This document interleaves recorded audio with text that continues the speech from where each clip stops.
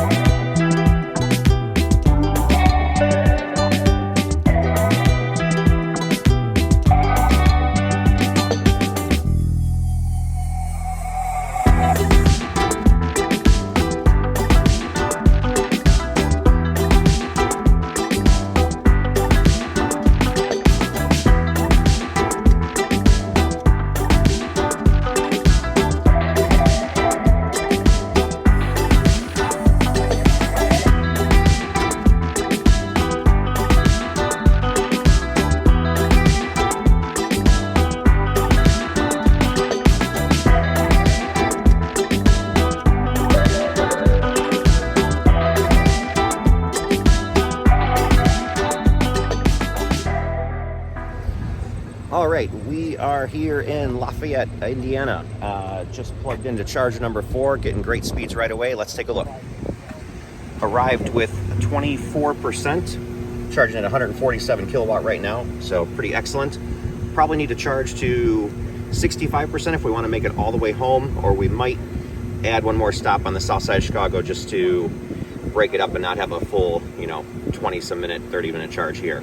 Let's check out the other vehicles. There's a Volkswagen ID4 Pro S, looks like with the gradient package because they have the 20-inch rims like we had. And then over here is a Mach-E GT. Really cool, love the red paint, love the GT. Mach-E's a great car. He's actually doing his first ever DC fast charge over here. But yeah, should be here for about 15-20 minutes and be back on the road. All right, charged up to 70%. We might have enough to make it home, but there's definitely other chargers we can get to down the road if we get there, because Ron's gonna drive.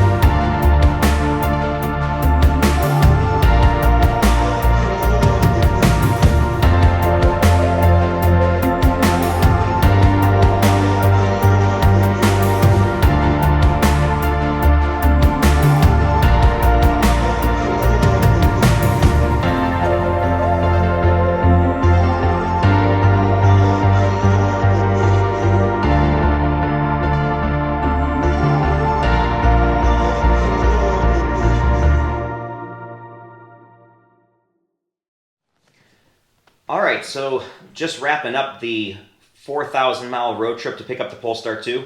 We got Ron here. He joined for the last leg home from Louisville. Just kind of wanted to get a little bit of his thoughts on what he thought of the Polestar, what he thought of road tripping an electric vehicle, and if that's impacted his overall view, and if he would consider an electric vehicle, because of going on this trip. So go ahead. Yes, definitely. I ended up within a couple days of returning on the trip of putting a $100 deposit down on a Cadillac Lyriq all-wheel drive. It was only a $100 deposit, but and you're not locked in on any specific price per se. But I was that impressed with the Polestar 2 and the immediate acceleration that electric cars have had. I've ridden in Joe's ID4 before.